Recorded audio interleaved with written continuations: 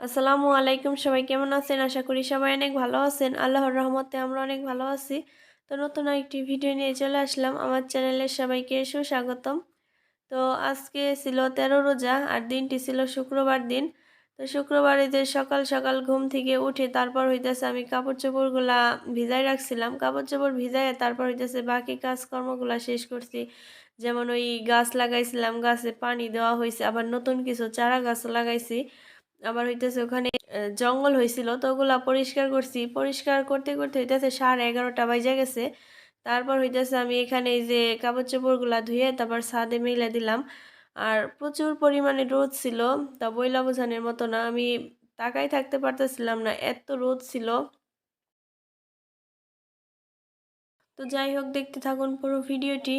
আর ছোট্ট একটা রিকোয়েস্ট, আমার ভিডিও যদি নতুন কোনো আপু ভাইয়েরা দেখে থাকেন, ভিডিওর কোনো একটু অংশ যদি ভালো লেগে যায়, অবশ্যই আমার চ্যানেলটি সাবস্ক্রাইব করে আমার পাশে থাকবেন।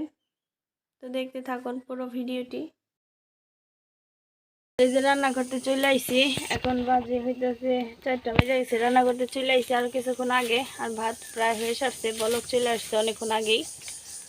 আর আজকে রান্না করবো হইতেছি যেখানে সুরমা মাছ রান্না করব।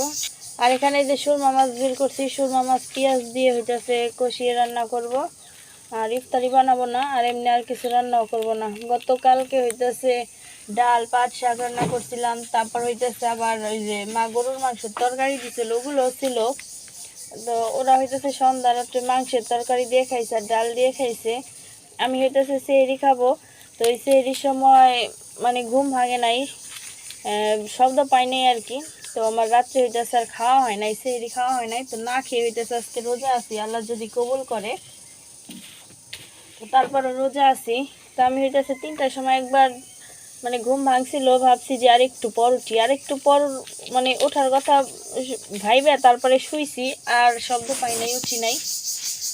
তো যাই হোক, ওই গতকালের ডাল পাট শাক রয়েছে। আর রমজান মাসে কিন্তু বেশি রান্না করলে ফালানি যায়, এত না ফালানি ভালো। মানে আমার পরিমাপ মতো আমি রান্না করবো, যেহেতু আজকে এক পদে যে মাছ রান্না করবো গতকালের তা রয়েছে। তো আজকে যদি আর অন্য কিছু রান্না করি তো ওইটা থাইকা যাইব গা।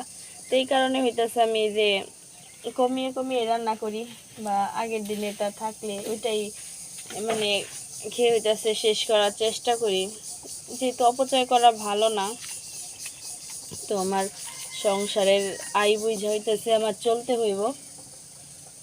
তো যাই হোক, ভাত প্রায় হয়ে সারছে। আর এখানে যে মাছগুলো হইতেছে লবণ দিয়ে মাখাবো, বরফ ছিটা গেছে, লবণ দিয়ে মাখাই তারপর হইতেছে মাছ ভাইজে রান্না করব।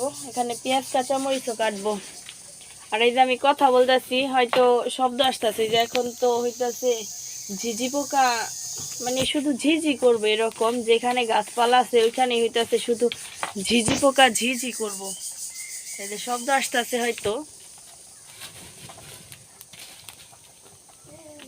তো এখন আমি রান্না বান্নাটা সারি, 4টা বাজে গেছে গা। আজকে হইতেছে একটু ঘুমাইছিলাম দুপুরবেলা, আজকে একটু খারাপও লাগতেছিল। রান্না বান্না শেষ, আর এখানে হইতেছে আমি ছেলের আবদার এই যে জিলাপি বানাইতে আসছি। তো আজকের দিনটি ছিল শুক্রবার, আর ওরে হইতেছে আমি মসজিদে যাওয়ার কথা বলছিলাম। ও বলতেছে যে ওরে জিলাপি দেয় না, আসলে ও হইতেছে ছোট, আর মাত্র বয়স 5 বছর। তো ওরে বলছি, ও যায় নাই। মানে যাইতে চাইছিল না প্রথমে, পরে হইতেছে যাওয়া যাইতে চাইছিল, পরে আমি আবার মানা করছি। যাই হোক, যাইতে হইব না।